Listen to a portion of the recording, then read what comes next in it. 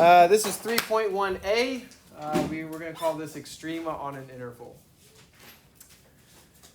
So, again, this is very vocab based right now, and so what we're going to be talking about is a lot of vocabulary.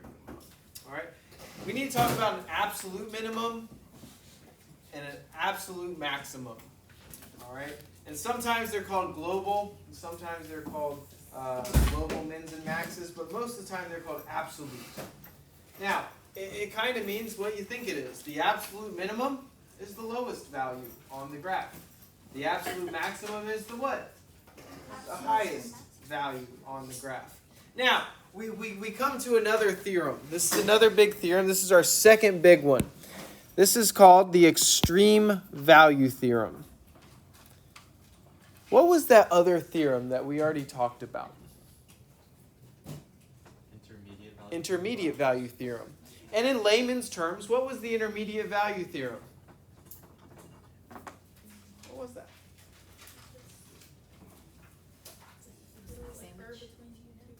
Do what? Exactly. There's something in the middle. All right? If you have a function that's continuous, and you have two y values that are different for intermediate value theorem, there's something in the middle. That was all that it was. All right?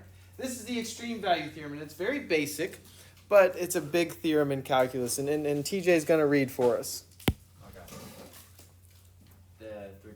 If f is continuous on a closed interval AB, then f has both a minimum and a maximum on the interval. There it is. There it is. Now, what's different about this one? It has to be a continuous function, right? The limit has to be equal to the value. In layman's terms, we can, what do you say again? We can draw without lifting a pencil, but what do you call it? Keep your pencil down. Keep your pencil down, all right? You gotta keep your pencil down. All right, so it has to be a continuous function, but this one has to be a what? A closed interval. And what does that mean specifically? What happens on a closed interval? It ends. It has endpoints. It has endpoints. That's what's so big on this one. And then we know that it's going to have a max or a min. All right. Now, if we're looking at these graphs, this first one, can we apply extreme value theorem? Can we apply EVT on this first one? Is it a continuous function? Is it a closed interval? Yes. So we can actually apply extreme value theorem on that. This one, it's a continuous function, right? But can we apply extreme value theorem on it? No. Why not? It's not a closed interval. This one, can we apply EVT on this? No. Why not? Not closed interval. It's a closed interval. Not continuous. It's not continuous. Okay? It has a discontinuity here. What kind is it? Removable or non-removable? Removable. All right? It created that hole going on. All right? All right, here we go. So now we're going to talk about the definition of a critical number. The definition of a critical number. So a critical number is when f prime, a critical number is when f prime of c is equal to 0 or f prime does not exist. All right. Now, we talked about this last chapter a little bit. First of all, let's do f prime equals 0. When does f prime equal 0? When you have a what? A horizontal tangent line. That's when it happens. When f prime does not exist, we talked about two cases that f prime doesn't exist. What were those two cases? A sharp turn and a vertical tangent. All right? Those are the two places. And those are what's called a critical number. Okay? Not a critical point. We'll talk about that later. But a critical number. All right? Take a derivative, set equals 0, see when it's 0 or doesn't exist. That makes a critical number. All right, let's talk about this now. Becca's going to read for us. If f has a relative minimum or relative maximum at x equals c, then c is a critical number of f. All right, fantastic. So, relative mins and relative maximums occur at critical numbers. All right. Now, we talked about these a little bit last year. Those were like the hills and valleys. All right, remember that? All right, that's where our relative mins and maxes occurred. All right, and so I think that after we do a couple, we'll really see what's happening. So I want you to write this function down. F of x is equal to x cubed minus 3x squared. And I want to find my relative extrema on this. So relative extremas always happen at what kind of numbers? Critical numbers. And how do I get those critical numbers? I take a derivative and what?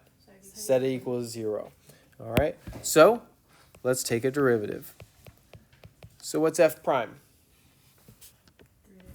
3x squared minus 6x. And what am I going to do with that? Set equals 0. Now, what could we factor out of this guy? A 3x. And then I'm left with just x minus 2. And I'm going to set this equal to 0. So now, what x values would give me 0? X equals 0 and x equals 2. What these two things are critical numbers. All right, those are critical numbers. Now, I want to get critical points. So how would I get a critical point? I substitute it back into the what? The original. All right, so I want to actually find f of 0, and I want to actually find f of 2. All right. So if I substitute in 0, what do I get? 0. If I substitute in 2, what do I get? I get negative 4.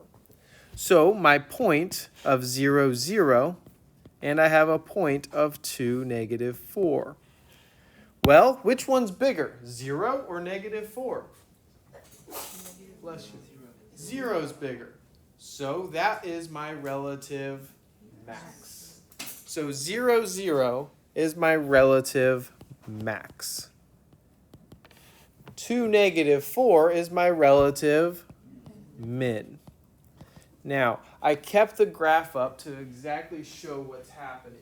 I have a cubic, so it starts down and ends up, true? It's got 2 humps at max. This one did have 2 humps. Guess what? My first hump is at 0, 0. That is a hill, all right? A mountain peak, whatever you want to call it, all right? So that is where my relative max is. You see how that works? And then I have my valley, all right? And so that is where my relative minimum is. Pretty good? All right. How do you find a critical number? Take a derivative and set 0. All right. All right, this one, I don't know how you're going to really take notes on it. Just play along with it a little bit. All right. So a relative or local min. Now, this is on the interval from negative 3 to 1.5. So it goes from here to here. All right. So a relative or local min, those are going to happen when my derivative is equal 0 or my derivative doesn't exist. It's the hills and the valleys. All right. So where is my low hills? Where are my valleys? Where are my... So negative 2.6, something like that? All right, somewhere around there. All right, what other x value might give you a relative min?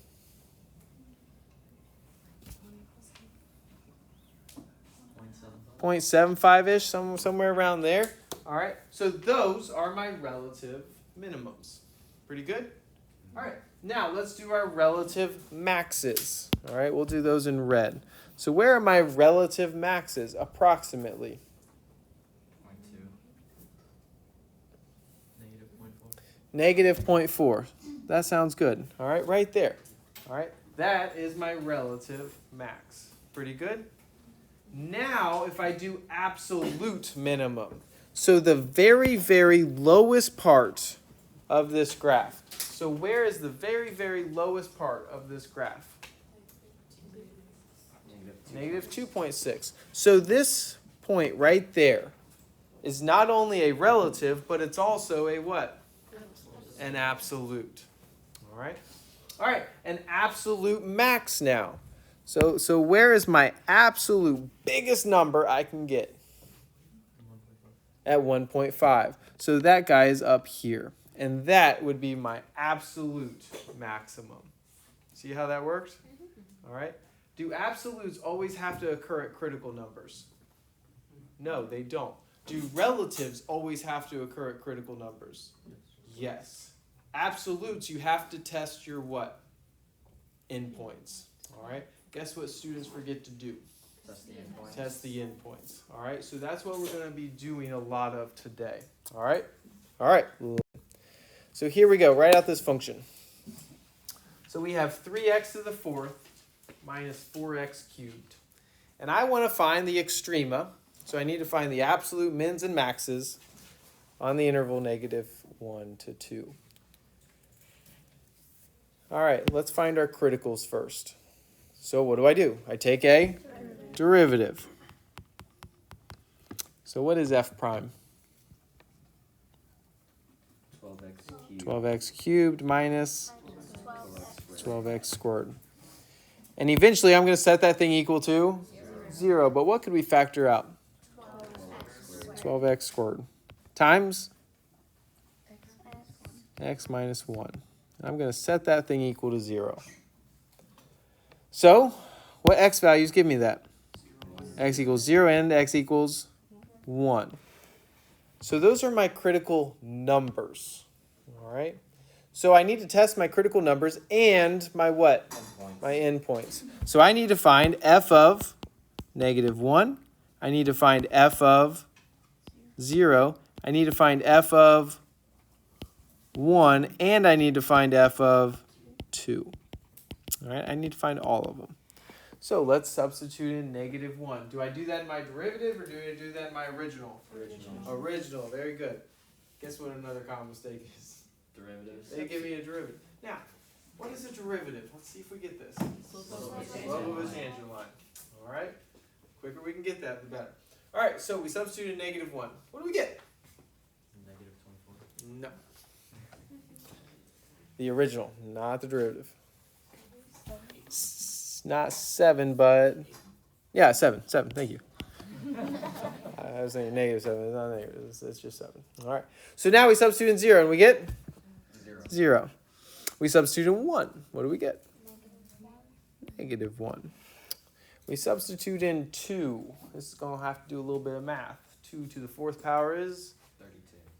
16. 16 times 3 is 48. So I got 48 minus 2 cubed is 8. 8 times 4 is 32. So now I have 48 minus 32, which we're going to call 16.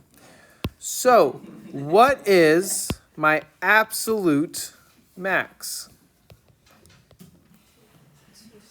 2 comma 16. All right. What is my absolute min? 1 -1. Now, is 1 -1 something else as well? It's also a relative. This is also a relative minimum. Why is that also a relative? Because where did it occur? At a something number. At a critical number. At one number. You know that one time? Yeah. Okay, it happened at a critical number. Okay? And so graphically, this is what it's looking like. Oh dear. All right? So graphically, this is what it's looking like. So this endpoint, it's not neither the highest or the lowest, so that doesn't do anything.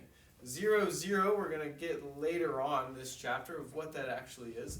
But then this one, we got the valley going on. All right? And so that's why we have a minimum, and then our maximum is all the way up there. But it's also a relative at 1 -1. Pretty good? So it's a relative because it's a critical number. Yep. It's a relative and it's an absolute. All right? Hello. How do I know that it's a critical number by looking at it? Because I took a derivative and set it equals 0. So whatever I get right here, it's a critical number. Okay. How did I know that it's a critical number just by graphically? My slope is 0. Okay. If my slope is 0 or it doesn't exist, it's going to be a critical number. Okay? All right. All right. Let's do another one. Here we go. So this function, I got f of x is equal to 2x minus 3 x to the 2/3. And I need to find the extreme on the interval -1 to 3.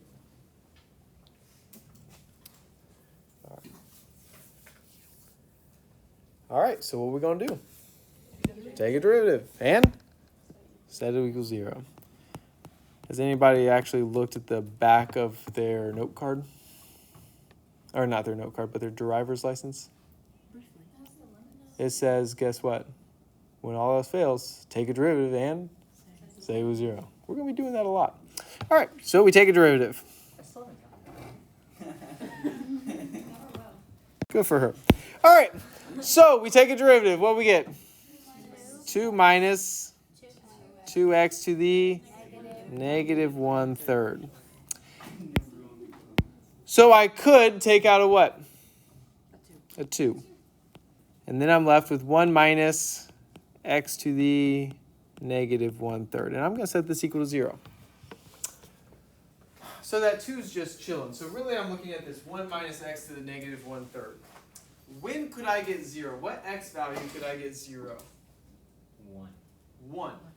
So x equals 1 will give me a derivative of 0. So x equals 1 is a critical number. All right? But a derivative can also not exist here. So this is my childhood.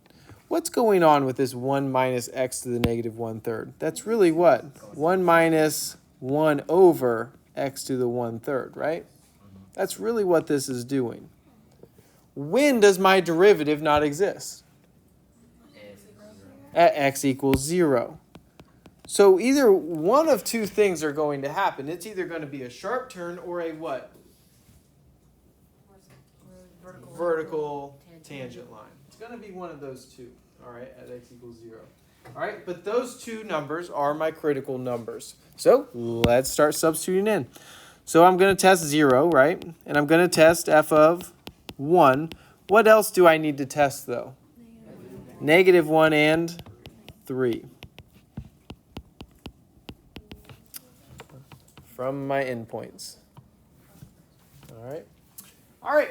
So let's test negative 1.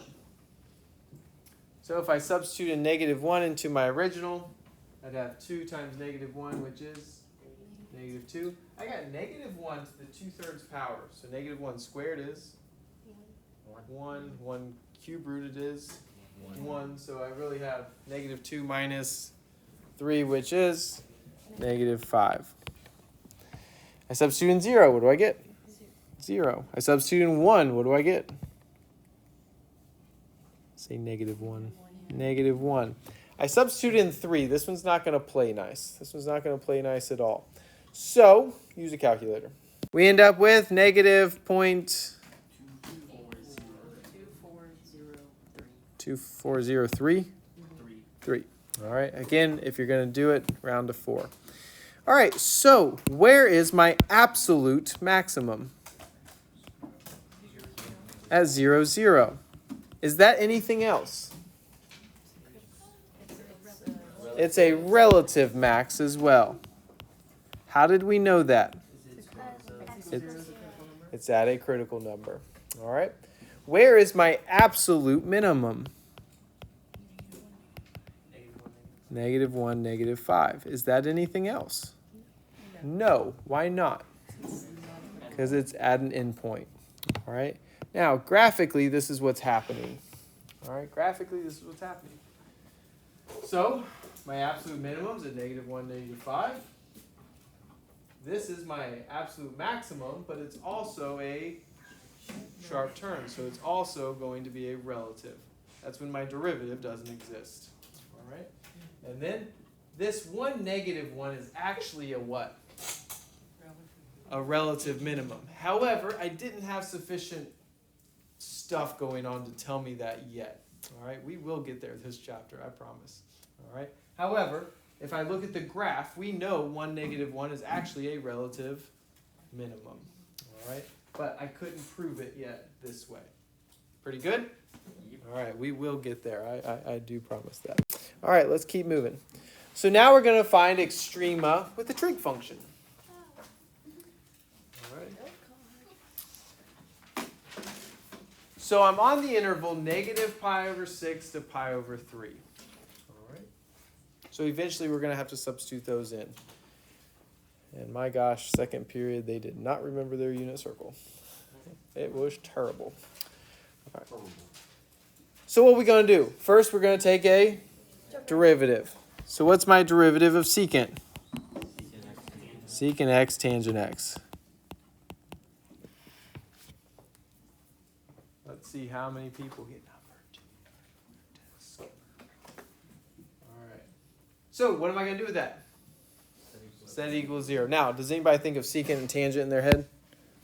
Yeah, me either. What do you probably think of? 1 over cosine and sine over cosine. I would honestly kind of write that if I were you. So really, I'm trying to figure out when sine is equal to 0 on the interval negative pi over 6 to pi over 3. So when is sine equal to 0?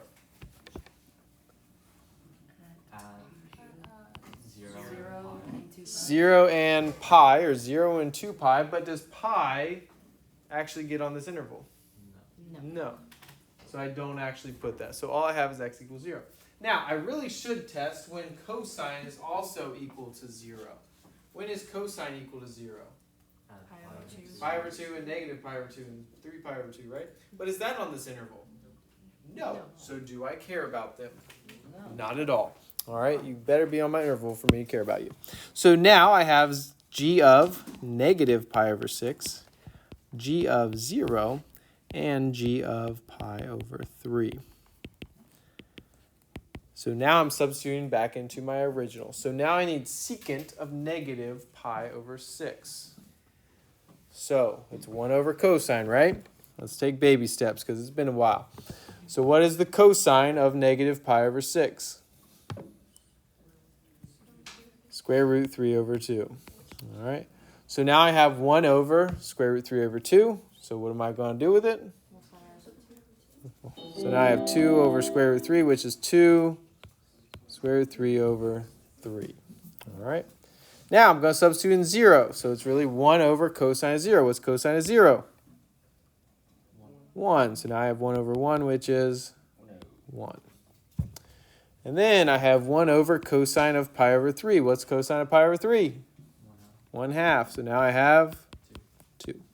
All right. Now, does anybody know what 2 square root 3 over 3 is? The number. Put it in. Let's figure it out. Because I need to figure out if it's above 1 or below 1 or above 2 or it's not above 2. It's above 1.